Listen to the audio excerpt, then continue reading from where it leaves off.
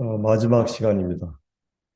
우리가 데살로니가 전후서 공부를 그동안 쭉 해왔었는데 오늘은 데살로니가 후서 마지막 시간이 되겠습니다. 예, 3장 5절, 6절로 마지막 절까지인데요. 오늘은 그 본문에 주님의 재림의 교리에 좀 또 이제 문영재님께서는 우리가 재난의 시작이다. 주님 오시면 참 가까운 시기에 살고 있고 또 우리가 영적으로 깨어 있는 그런 시기인데 이제 또 우리가 이제 몇 년 전에 시한부 종말론들 같이 여기 데살로니가 교회에서도 이 재림에 대해서 좀 잘못된 생각에 사로잡혀 있었던 사람들이 있었습니다. 이제 주님 오심이니까 나 모든 일을 놓고 이제 무의도식하면서 이제 규모 없이 행하는 자들이 일어나고 이제 바울은 그들과 철저하게 절교할 것을 말하고 있어요. 6장 3장 6절에 그들에게서 떠나라 이렇게 말하고 있는데 어, 이제 어떤 그 생업에 소리하고 이렇게 이제 무의도식하면서 하는 그런 모습이죠. 그래서 이제 사도 바울이 이 말씀에 입각해서 이제 신앙을 가지고 우리가 이제 어떻게 살아야 될 것을 본문에서 말해주고 있습니다. 이제 우리가 2장 전체에서는 그 재림에 대한 교리적인 부분을 좀 얘기했죠. 그리고 이제 기도가 나옵니다. 바울의. 우리가 이제 잠깐 한번 볼까요? 1장에서 기도가 나오는데 한 2점 먹었으니까 반복을 해야 되니까.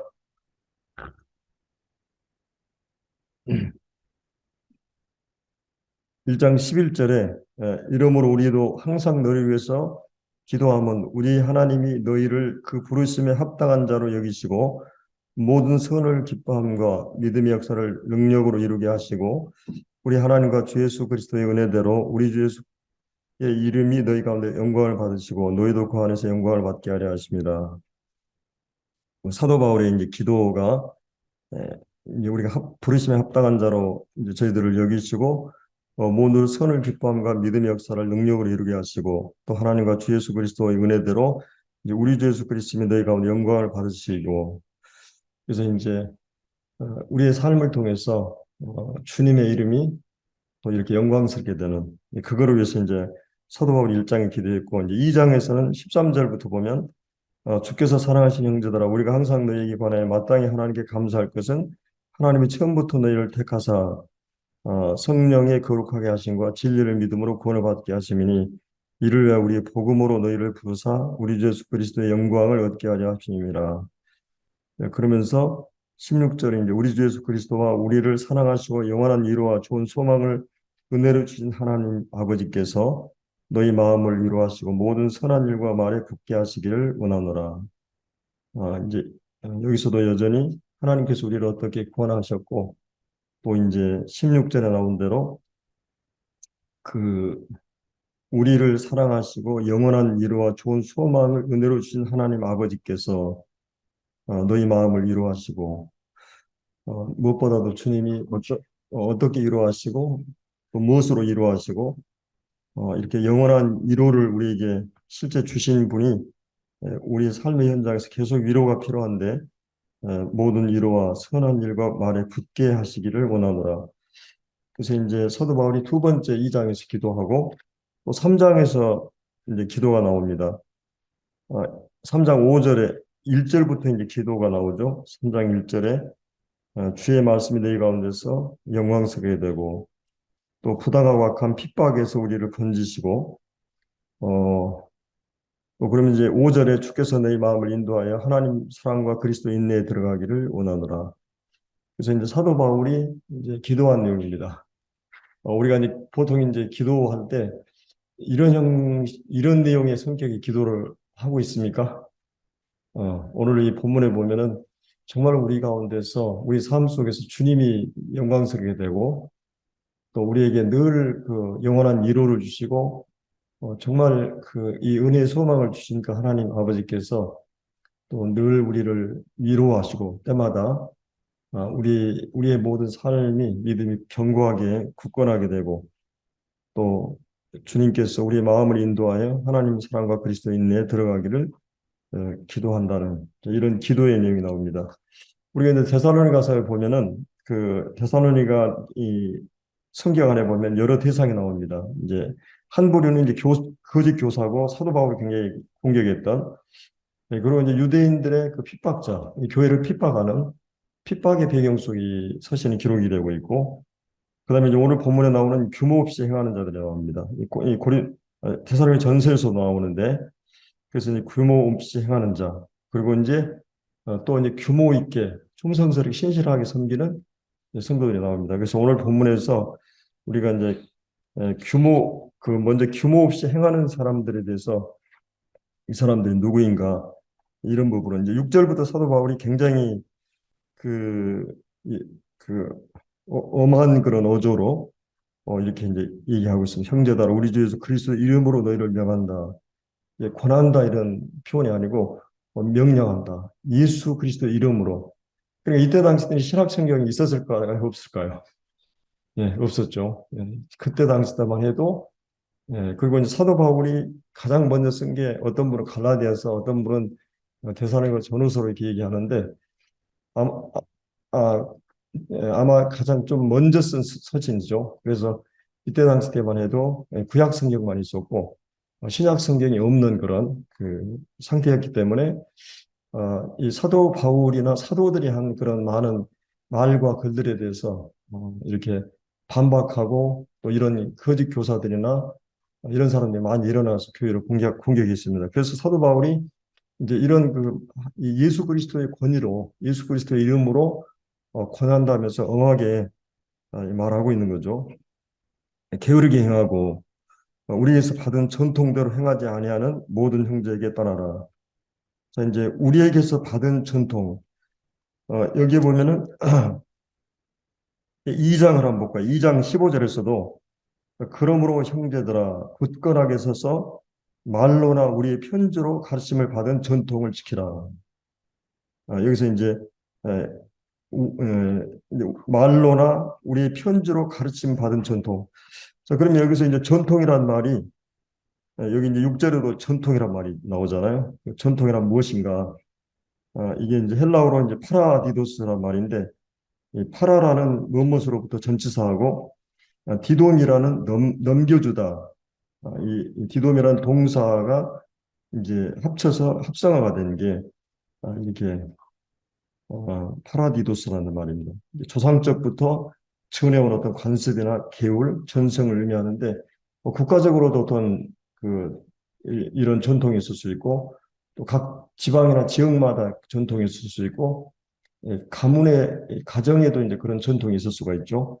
그래서 이제 이런 물론 이제 좋은 전통, 나쁜 전통, 바른 전통, 틀린 전통 이런데 여기서 얘기하고 있는 사도 바울의 전통은 한마디로 얘기해서 사도 바울의 말과 글은 곧 계시된 말씀들이에요. 예수님이 하셨던 모든 말씀이나 가르침, 그리고 사도 바울이 했던 모든 말씀과 가르침이기 때문에 이거는 이제 곧 그 당시에 신약 성경 기록이 되어 있지 않았지만 사도 바울이 쓴 모든 서신이기 때문에 이건 곧 하나님 말씀이었어요.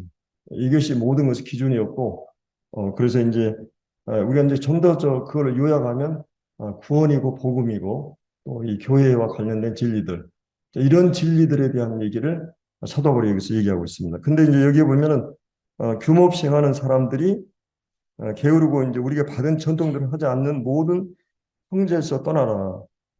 그리고 이제 14절을 보면 누가 이 편지에서 한 우리의 말을 순종치 아니하거든 그 사람을 지목하여 사귀지 말고 그로 하여금 부끄럽게 하라. 여기서 보면은 이제 사귀지 말고 그리고 여기서 이제 그들을 떠나라. 아마도 이제 어떤 내가 교파에 들어가 있는데 이 교파가 복음 진리대로 교회 진리대로 하지 않는다. 그러면 우리가 거기서 많은 숫자가 이단이나 잘못된 교파가 있다면 우린 그것을 떠나야 되겠죠. 그들의 교제권에서. 그러나 이제 우리 중에서 대부분이 믿는 성도 중에서 이런 사람이 몇 명 있으면 우리가 쫓아내야 되겠죠. 징계를 해야 되겠죠. 그래서 이제 그런 의미에서 우리가 하나님 우리의 보여주신 그런 신학교의 진리 또 이런 복음의 진리를 떠나서 우리 이제 여기 이제 아까 2장 15절에 나온 대로 그 우리가 말로나 우리 편지로 가르침 받는 전통을 지키라. 사도 바울을 통해서 우리에게 주어진 복음의 진리나 교회의 진리 이런 것들을 굳세게 지키고 또 그 말씀대로 하지 않은 사람들을 이제 교리적으로 도덕적으로 이렇게 타락하거나 잘못된 사람들을 엄격하게 우리가 징계 절차를 보면은 이제 그들을 권면하기도 하고 그런 과정을 통해서 그들과 사귀지 말라고 왜냐하면 금묵자옥이란 말 있잖아요. 이게 검은 걸 가까이 하면 검어지고 이렇게 내가 누구를 사귀냐에 따라서 내가 계속 그 영향을 받기 때문에 이래서 이런 암적인 그런 그 존재들을 우리가 이제 멀리하라고 말하고 있죠. 그리고 이제 그런 우리 몸에 이제 암이 생기면 그 암은 끊임없이 크고 성장한다고 그래요. 그러니까 그 성장이 멈추지 않는 게 암의 특성이라고 합니다. 물론 이제 우리 몸에는 머리카락이라든지 수염이라든지 손톱, 발톱 이런 것은 막 계속 기르잖아요. 이 관리가 필요한데 만약에 손가락 자체가 계속 길어진다고 생각해봐요. 어떤 분은 막 키가 계속 크니까 그게 질병이 되잖아요. 예, 근데 하나님께서 어느 정도 성장하면 딱 멈추거든요. 예, 근데 이제 이 암은 계속 큰다고 그래요. 성장을 멈추지 않는. 그래서 우리 몸 전체를 이렇게 전이해가지고 지배하고 장악하는. 그래서 우리 안에 있는 암적인 존재는 과감하게 이제 제거하고 그들을 떠나야 되고 이렇게 이제 성경은 우리에게 말씀해 주고 있습니다. 그들을 사귀지 말고 또 그들을 떠나고 이렇게 말하고 있습니다. 그래서 이제 우리가 받은 이 유전 또 혹은 전통 이런 것들을 잘 따르는 따르지 않는 사람들에 대해서 바울이 얘기하고 있는데 여기서 이제 우리가 생각해 볼 수 있는 거는 신앙생활을 잘하는 것은 이제 정말 그 하나님 말씀을 지식이나 이론으로 많이 아는 것보다 실제 삶에서 그 말씀을 따르고 있는 이걸 얘기하는 거죠. 어떤 교회 출석만이 아니라 기도나 성경 공부, 전도 이것만이 아니라 이것도 중요하지만 삶의 변화, 그리고 삶이 따르는 신앙 이런 불균형이 아니라 이런 균형 있는 신앙이 훌륭한 신앙이다. 왜냐하면 이제 여기 나온 규모 없는 사람들은 결국 이제 쭉 보면은 이제 예수님 오심에 가깝다는 것 때문에 가정을 이렇게 소홀히 하고 생계를 위해서 일하는 걸 소홀히 하고 이렇게 이제 성도들에게 부담을 주기도 하고 어디 이제 빌붙어서 이렇게 해서 사도 바울이 이제 그런 상황을 다 알고 있었기 때문에 그들에게 하나님 우리에게 주신 그 삶에 충실한 것이 곧 바로 정상적인 신앙생활이라고 하는 것을 이제 오늘 본문에서 쭉 이제 얘기를 해주고 있습니다. 그래서 이제 이 규모 없이 행하는 자들이 이제 어떻게 보면 이 사람들은 이제 거짓 교사들이 영향을 받았겠죠. 이런 그 초대교회 시한부 종말론적인 주님 오심은 사실이지만은 삶을 다 팽개치고 뭐 직장을 그만두고 무의도식하면서 주님의 세례에 대한 바울의 교훈을 잘못 해석해서 적용하는 직업을 버리고 이제 이렇게 게으르게 움직이고 있는 이런 사람들을 사도 바울이 여기서 이제 다뤄주고 있습니다. 그래서 이제 여기 규모 없다는 말이 나오죠. 여기 어, 이제 7절에 보면은 어떻게 우리를 본받아야 할지를 너희가 스스로 아나니 우리가 너희 가운데 무엇을 행하지 아니하고 누구든지 음식을 값없이 먹지 않고 오직 수고하고 있어 죄로 일하면 너희에게 아무에게도 피해를 끼치지 아니하려 함이니 우리에게 권리가 없는 것이 아니요 오직 그 스스로 너에게 본을 보여 우리에게 본받게 하려 함이니라. 우리가 너희와 함께 있을 때 너에게 명하기를 누구든지 일하기 싫어하거든 먹지도 말게 하였더니 우리가 들은즉 너희 가운데서 게으르게 행하여 도무지 일하지 아니하고 또 일을 만들기만 하는 자들이 있다니 이런 자들에게 우리가 명하고 주 예수 그리스도 안에서 권하기를 조용히 일하여 자기 양식을 먹으라 하노라. 그래서 이제 여기서 규모 없이 행하는 이런 사람들 어떻게 다뤄야 하는가? 그래서 그러니까 규모 없다는 말은 그 군인들이 행렬에서 이탈했을 때 쓰는 말이에요. 혹은 뭐 이제 탈영을 했다, 이탈했다, 이 하나님의 말씀의 전통에서 벗어났다 이런 것들을 이제 여기서 규모 없이 행하는 자라고 이렇게 말하고 있습니다. 그래서 이제 질서 정연한 대열에서 벗어나고 행제라는 이게 이제 게으르고 합당치 않게 무질서하게 의무를 태만히 하고 제멋대로 구는 교회 가르침대로 하지 않고 부평한 정욕을 따라 행하는 이런 사람을 말합니다. 고린도 14장에 보면 모든 걸 적당히 하고 질서대로 하라 이런 말씀이 있죠. 근데 이런 교훈을 따르고 이렇게 교회와 가정과 직장 이런 것을 그러니까 내가 하나님 앞에서 맡겨진 하루의 일을 게으름이 없이 그냥 막 너저분하게 막 펼쳐져 가지고 가정이 막 이렇게 하는 게 아니라 이 가정 부엌 일을 또 모든 일들을 하나하나 규모 있게 해 나가는 그것도 하나님 앞에서 삶이라는 거죠. 주부는 또 직장 하는 사람들 새벽부터 그냥 일을 하고 깨어나서 하루 생각하면서 일을 계속 해 나가는 이런 것들을 이제 말할 수 있어요. 근데 이제 여기서 이 사람들은 그렇게 하지 못했던 거를 이제 본문에서 볼 수가 있습니다. 그래서 여기 이제 그러면 이제 규모 있게 이제 살라고 이제 사도 바울이 얘기하고 있죠. 이제 그래서 이제 여기 7절부터 어떻게 우리가 본받아야 할지를 너희가 스스로 하나니 우리가 너희 가운데서 무질서하게 행하지 않았다. 이게 규모 있게 행했다는 말이죠. 규모 있는 것은 이제 양식을 값없이 먹지 않는 어, 이걸 얘기합니다. 그래서 성경은 일관되게 이 타락 전에도 후에도 노동의 중요성과 필요성을 이렇게 말씀했고 어, 어떻게 보면 우리 인생의 거의 30년 가까이를 이제 교육을 받게 되잖아요. 이 태어나자마자 아이들이. 그래서 30년에서부터 거의 30년은 또 이 직장을 위해서 이렇게 보내게 됩니다. 그만큼 생계는 우리 삶에 필요하고 중요하고 물론 이제 다른 여러 교육도 있지만 그래도 이제 생계를 직장을 위해서 직업을 위해서 이렇게 공부를 해 나가는 걸 볼 수 있어요. 그래서 이제 이 성경은 이런 부분에 있어서 여기 10절에 나온 대로 일하기 싫어하거든 먹지도 말게 하라. 이것은 그 강력한 그런 어떻게 보면 먹지 말게 하라는 말이 뭔 말이에요? 죽으라는 말이죠. 예. 일하지 않거든 죽어라. 그래서 이제 유대인 랍비들은 아이들에게 일을 가르치 하는 것은 도둑질을 가르치는 것이다. 그런 말이 있어요. 도둑질을 가르치는 것이다. 그래서 이제 이런 일을 할 걸 말해요. 우리 이제 어, 양식을 먹는다, 생계를 꾸려가게 한다는 말입니다. 여기 이제 어, 그 음식을 값없이 먹지 않고 수고하겠어.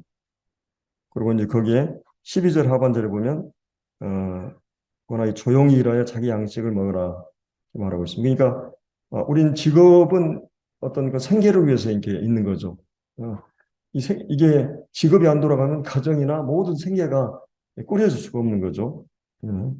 그래서 이제 책임적인 존재로 생계를 위해서 일하고 이제 그런 늘 얘기하지만은 그것이 전부고 우리의 삶의 목적이 되면 안 되는 거죠.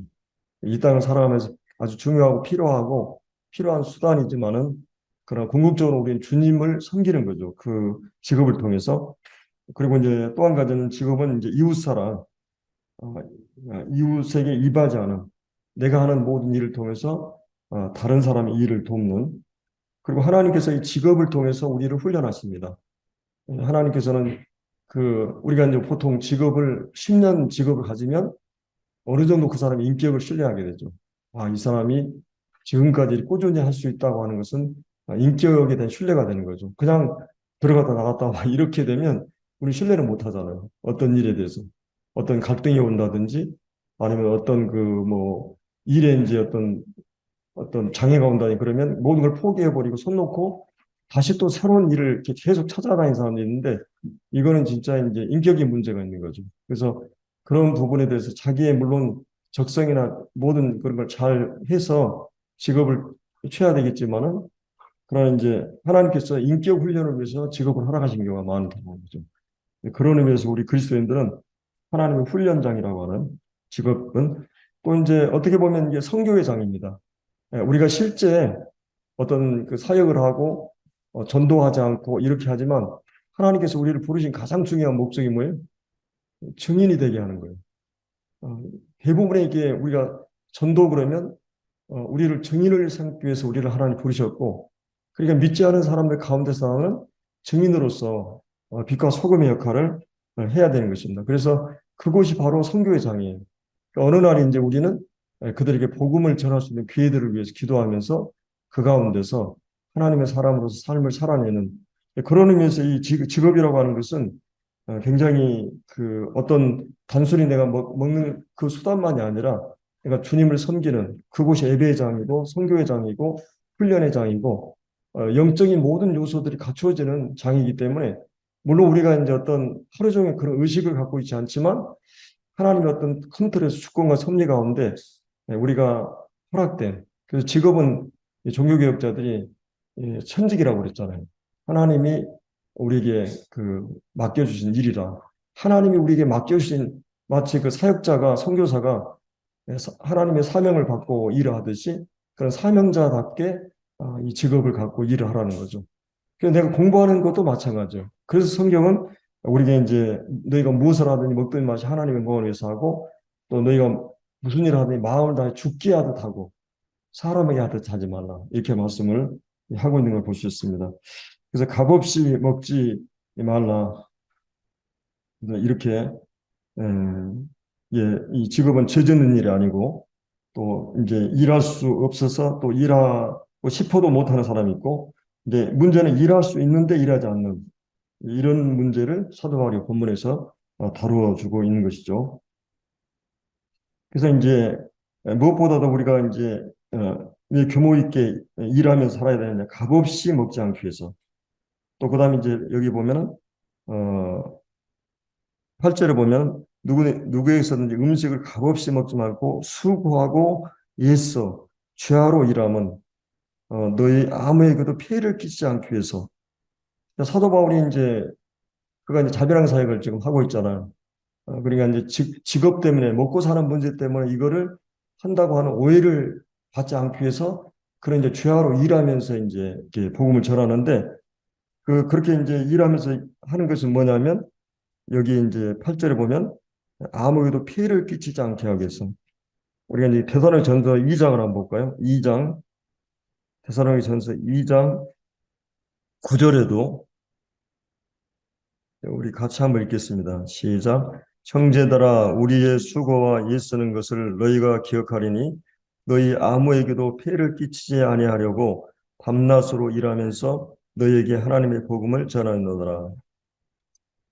어떻게 보면 이제 사도 바울이 데살로니가 전서에서도 이런 공격을 받았고 또 그 이후로도 공격을 계속 받아봤기 때문에 바울이 이제 2장은 약간 그런 변증적인 자기 위치를 얘기하는 그런 내용인데 그것을 이제 수고하고 애써서 이렇게 하는 것은 아무에도 피해를 끼치지 않기 위해서 어떻게 무례히 행치 않고 이렇게 하기 위해서 이제 이런 삶을 살고 있다고 이제 말하고 있습니다. 그래서 이제 신학의 성숙은 이 머릿속에 일어나는 이 고상한 생각이 아니라 일상생활에서 변화된 행동이다. 어떤 분이 그렇게 말했는데 어, 이제 신발을 벗을 때 이제 신발장에다 가지런히 갖추고 문을 열고 나서 닫는 일과 어른을 보면 인사와 양보하는 것, 자리를 또 식사 순서에 양보하는 것, 이제 이런 것들이 이제 신앙의 성숙을 삶에서 보여주는 거죠. 그래서 이제 가장 큰 이렇게 이제 영향을 주는 것은 거룩한 삶이고 이 인도자, 특별히 말씀 인도자들은 말씀에 순종하고 하나님 뜻 안에서 섬길 때 인격이 드러나고 이 권위는 바로 인격으로부터 나오고 인격은 실천과 번복에서 나오고 또 인격은 인도자의 권위를 행사할 수 있게 하는 그래서 이제 교회 안에서 어 이제 가끔 이제 우리는 교회 안 나올까 봐 이제 걱정이 돼가지고 전전긍긍을 하면서 이 규모 없이 행동하고 막 왕처럼 처신하는 사람들을 이렇게 함부로 이렇게 군면도 못하고 이런 경우가 가끔 이제 개척교회나 어려운 교회들이 있게 되죠. 근데 사도 바울은 굉장히 엄한 어조로 지금 얘기를 하는 거거든요. 이 규모 없이 행하는 그 사람들에 대해서. 그래서 이제 이런 부분에 대해서 어 이제 있게 살아야 될 이렇게 이제 말씀들을 여기서 이제 해주고 있습니다. 그래서 이제 우리가 이제 두 가지로 여기 아까 어 이제 2장 데살로니가후서 3장 6절에서 이제 게으르게 행하고 우리 받은 전통대로 행하지 않는 이 자들에 대해서 이제 얘기를 했었고, 그리고 이제 10절, 11, 12절에서 우리가 들은즉 너희 가운데 게으르게 행하여 도무지 일하지 아니하고 일만 만들는 자들이 있다니. 그래서 이제 이런 부분에 대해서 12절 이런 자들이 우리가 명하고 주 예수 그리스도의 안에서 권하기를 정용히 일하여 자기 양식을 먹으라. 자, 이제 규모 없는 자들에게 어떻게 할 것을 이제 사도 바울이 얘기했죠. 그리고 두 번째는 뭐였어요? 이제 규모 있게 행하는 자들에게 이 사도 바울이 왜 이런 본을 보였고 왜 이렇게 가르쳤는가를 얘기하면서 아까 7절부터 어떻게 우리가 본받아야 할지를 이제 너희가 스스로 잘 아나니 우리가 너희 가운데서 부질서하게 행치 아니했고 또 누구에게든지 음식을 값없이 먹지 않고 수고하고 애써 주야로 일하면 또 이게 아무에게도 피해를 끼치지 않게 하기 위해서. 그래서 사도 바울 우리가 권리가 없는 것이 아니다. 우리가 이제 고린도서 9장에 나오죠.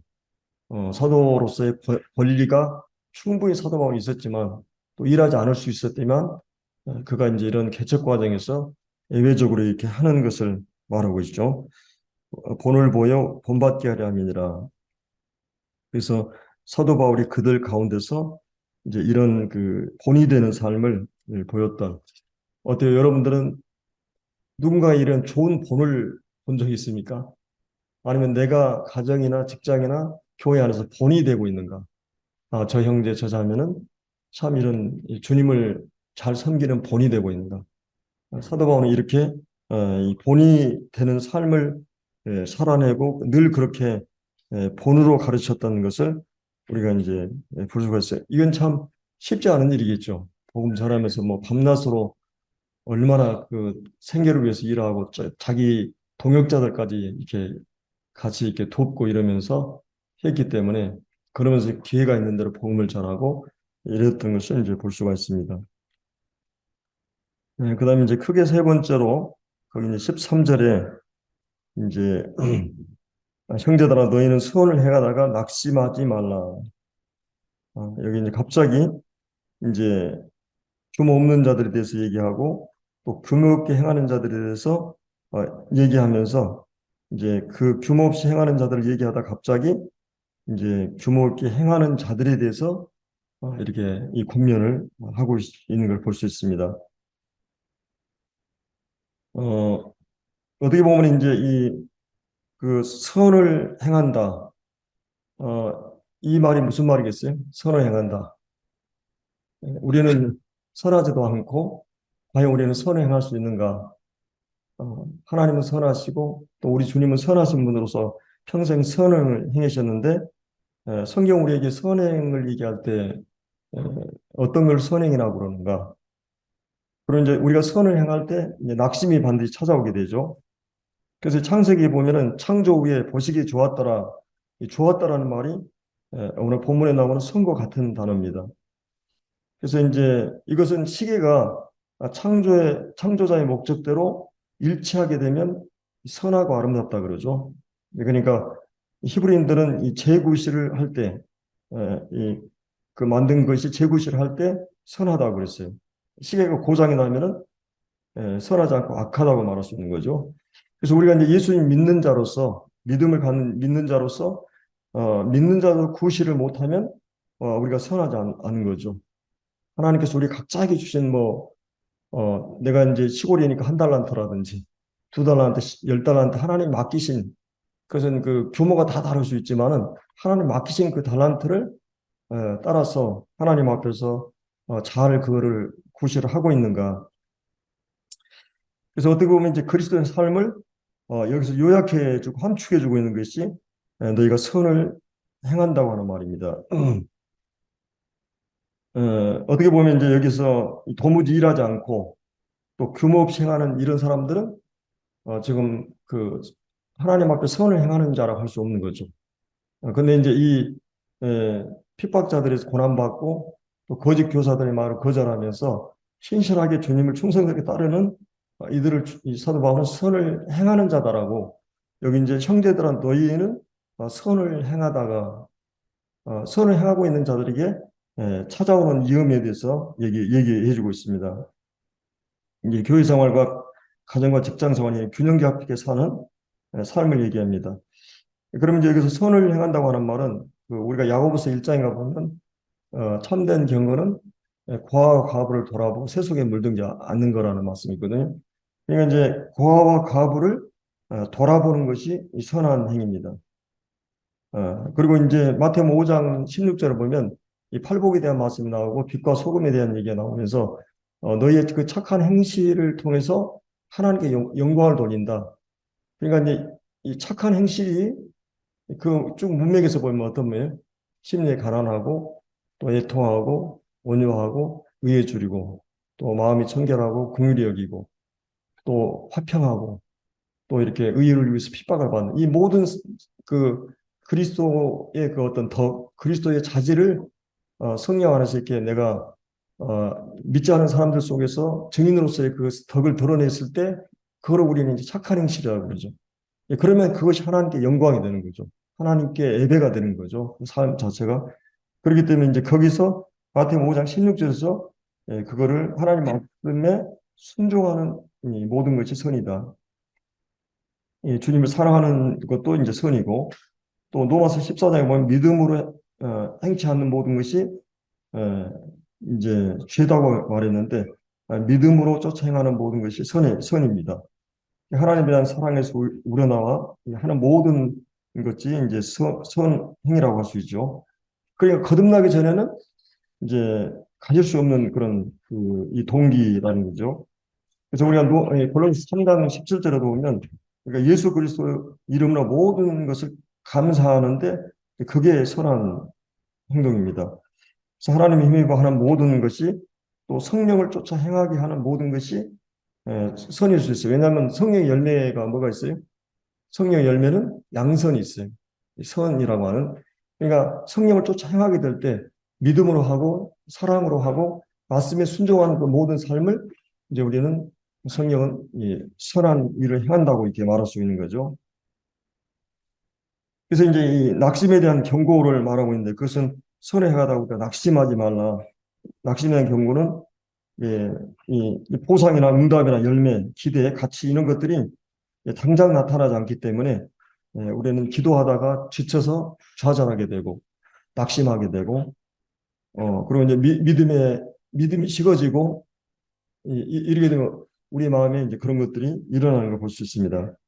이 나태한 사람들 우리 주변에 있기 때문에 그리고 무의도식하고 또 부당하고 악한 사람들 핍박하는 자들 때문에 또 교회 안에서 말쟁이나 참견꾼들 때문에 또 때로 낙심이 되기도 하고 그래서 낙심해서 왜 우리가 낙심하지 말아야 되냐?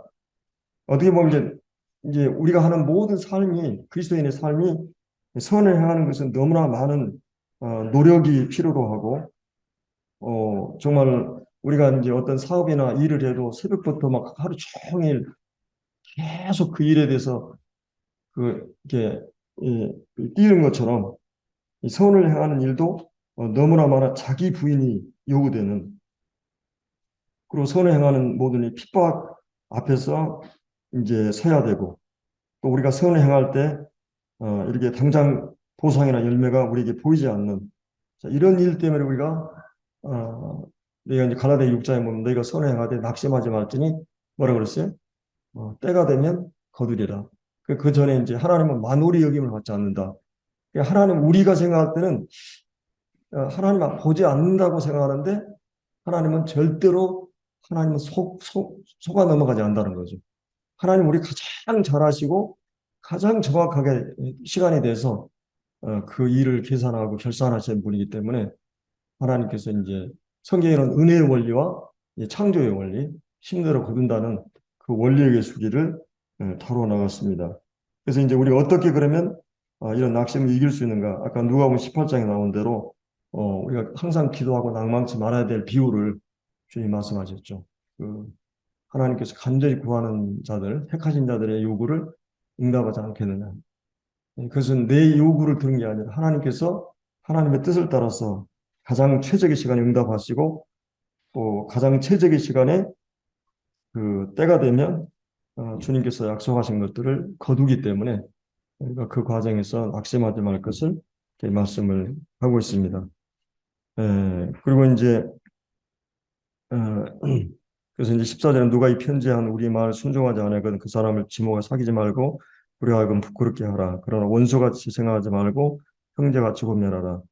마지막 16절부터 보면 평강이 주께 친히 때마다 일마다 너에게 평강 주시고 주께서 너희 모든 사람과 함께 하시기를 원하노라. 나 바울은 친필로 원하노니 이는 편지마다 표시로서 이렇게 쓰노라. 우리 주 예수 그리스도의 은혜가 너희 무리에게 있을지어다. 이제 어떤 분이 이거를 이제 삼정 축복이라고 그랬어요. 삼정 축복. 축복이라는 개념은 어, 어떤 분은 그 사람이 사람에게 하는 것들을 축복이라고 그래요. 그 하나님이 우리에게 하는 걸 복이라고 그러고 복이라고 그러고 그래서 이제 여기에 그 이제 가장 16절을 보면 평강의 주께서 때마다 이렇게 평강 주시기를 어때요? 여러분들 늘 이렇게 평안이 있습니까? 이 평강이 늘 내 마음을 주장하고 있는 줄. 어, 이 그러니까 늘 마음에 행복이 있고 자족이 있고 감사가 있고 평강하는 줄. 그래서 하나님은 어, 하나님이 하나님 자신이 누리는 가장 깊고 높고 가장 좋고 값으로 환산할 수 없는 이 평강이 하나님 안에 있죠. 그래서 하나님께서는 여기서 이제 평강의 주님이라고 얘기했는데 여기 데살로니가서 5장 23절인가 보면 평강의 하나님이 너희 온 몸과 영과 혼을 그리스도 예수 안에 거룩하게 한다는 말씀이 나오죠. 그래서 여기서 이제 이 평강의 주님, 그 평강 가운데 계신 주님이 여기서 우리에게 이 평강 주시기를 사도 바울이 이제 그 축복 기도를 하고 있는 걸 볼 수 있어요. 그래서 우리가 이제 어떻게 보면은 하나님과 우리가 믿음으로 어렵다고 그렇고 하나님과 평화를 누리자 화평하게 되었고 관계가 이제 화평하게 되었는데 하나님 앞에 이제 죄사함 받고 의롭다 하고 하나님 자녀가 되었지만 구원받고 나서 하나님과 여전히 갈등하고 싸우는 이제 그래서 이제 우리 안에 늘 불평과 원망과 또 이제 시비와 이제 이거 하나님과의 갈등하는 그런 내 자신의 영의 생각은 늘 생명과 평안이라고 그랬는데 그렇지 못한 현재 환경이나 조건 어떠함에 따라서 이 내적 평강이 흔들리는 그래서 이제 여기서 이제 어떤 양심 내 영혼의 또 양심의 평안 이 평안이 무너지면 믿음의 문제가 오죠. 이 양심이 무너지면 믿음이 파손되는 경우가 있기 때문에 그래서 이제 우리가 잘 아는 그 너희를 평강을 위해서 하나님이 부르셨다. 고린도서 이제 3장 15절입니까? 하나님이 평강을 위해서 한 몸으로 부르셨다. 그러니까 이 평강을 우리는 계속 누리고 있는가? 평강. 그리고 이제 우리가 잘 아는 빌립보 4장에 보면 아무도 염려하지 말고 오직 너희 기도하고 구할 것 감사함으로 하나님께 아뢰라. 그리하면 모든 지각에 뛰어난 하나님의 평강. 모든 지각에 뛰어난 하나님의 평강이 너희 마음과 생각을 지킨다, 수호하신다 이렇게 말씀하고 있죠. 그래서 이제 이 평강을 이 죄성이라고 하는 게 우리 안에 있기 때문에 때로 두려움에 휩싸이고 때로는 불안하기도 하고 또 불평과 원망, 시기 이래서 평안을 잃어버리고 또는 외부의 그 가혹한 핍박 또 헬라와 히브리인들의 시험, 거짓 교사들의 이렇게 규모 없는 자들로 인해서 이제 우리 마음에 그런 그 평강을 잃어버릴 때가 있어요. 근데 주님께서 평강이 없을 때 영적으로 성장할 수도 없고 평강이 없을 때 열매가 맺힐 수도 없고 사과나무를 자주 옮기면 열매를 맺을 수 없듯이 이 평강이 우리 안에 늘 나를 주장하고 지배하고 있는가. 그래서 이 평강을 주신 유일한 한 분이 계시죠. 거기에 16절에 평강의 주께서 평강으로서 최초로 이 성육신 하셨을 때 하늘의 영광 땅에서 평화라고 하는 평강의 주님이 오셨고 그분은 십자가를 통해서 하나님과 우리를 평안하게 하셨고 이제 성령을 보내셔서 이제 이 평화를 우리에게 실제 허락하십니다. 이 평강의 주님이 이 평강을 늘 우리에게 주시기를 사도 바울은 기도했고 여기서 어, 이제 세상이 이제 줄 수 없는 평안을 우리에게 평화의 왕 되신 주님이 우리에게 허락하셨습니다. 그러나 이제 실제 이 평안을 누리는 것은 또 다른 것 같아요. 매일 하나님과 우리의 관계는 또 성도들과 성도의 관계의 평안, 또 내 내적인 평안, 성령 안에서 환경과 조건과 관계없이 누릴 수 있는 평안. 그래서 주님이 이 마지막 여기서 이제 놀라운 것은 주님이 너희와 함께 하시기를 원한다. 이게 이제 굉장히 중요한 말씀이죠. 복 중에 복이라고 어떤 분이 얘기했는데 마태복음 28장 마지막 주님이 내가 세상 끝날까지 함께 하시다고 약속했고 또 마태복음 18장 20절에 두세 사람이 내 이름으로 모인 곳에 주님이 임재해 계신다는 그러니까 이 주님의 임재에 대한 약속 때마다 일마다 집안에 있을 때나 직장에 있을 때나 교회에 있을 때나 혼자 있을 때나 내가 바쁠 때나 모든 삶 가운데서 주님의 평강이 또 주님이 함께 하심이 있기를 사도 바울은 이렇게 간절히 기도를 하고 있습니다. 때로 우리 안에 욕심이나 탐심, 세상적 야심, 화를 내고 질투와 불안 이런 것이 원인이 되어서 우리 평안을 앗아가 버릴 때가 있는데 주님이 누구신가? 이 주님이 누구신가를 알게 되면 또 창조 전에 이 대속을 통해서 주님께서 이 평강을 우리에게 허락하셨습니다. 악인에게는 평강이 없다 이런 말을 했는데 그래서 늘 우리가 이제 사도 바울의 마지막 그 축도 기도에서 우리에게 평강을 위해서 평강 주시기를 또 주님이 함께 하시기를 그리고 이제 세 번째는 거기 이제 18절에 나오는 주 예수 그리스도 은혜가 너희 무리에게 있을지어다. 그 은혜보다 우리에게 필요한 게 없죠. 때를 따라 돕는 은혜, 또 긍휼하심. 그러니까 이제 어떤 때를 따라 돕는 은혜가 내가 구원받을 때 은혜뿐만 아니라 내가 구원받고 나서 끊임없이 주님의 은혜가 필요한 내가 은혜로 살고 있고 은혜로 호흡하고 있고 그래서 이제 은혜는 공기와 같고 물고기의 물과 같이 우리는 굉장히 필요한 그런 요소이죠. 그래서 사도 바울이 마지막 기도에서 은혜를 위해서 기도하고 있습니다. 우리 기도하고 마치겠습니다. 보좌 하나님, 사도 바울이 마지막 대사로니가 교회를 위해서 쓴 이 서신에서 좀 규모없이 행하는 자들에 대해서 강하게 경고와 또 명령을 하고 있는 것을 보게 되고 또 규모 있게 행하는 성도들에게 또 너희가 선을 행하다 낙심하지 말 것을 말씀하고 있습니다. 또 주님 안에 있는 이런 저희들이 늘 주님이 주시는 그런 평강 가운데서 또 주님의 임재 가운데서 또 때를 따라 돕는 은혜 가운데서 우리가 시험이 끊임없이 일어나고 또 시시각각으로 다양한 그런 공격이 되고 있는 이 세상 한복판에서 저들이 믿음을 지키며 참 잔잔한 호수가 바람이나 환경 위에서 좌우되지만 그러나 그 폭포 속에 바위 속에 작은 새는 환경의 영향을 받지 않듯이 저희들 주님과의 관계를 통해서 어떤 환경이나 여건 안에서도 우리가 평안을 누리며 참 이런 환경 온도계가 아니라 정말 보일러 온도계처럼 주님으로 해서 참 이 모든 상황을 이겨나가는 저희 삶이 되게 이끌어 주시옵소서.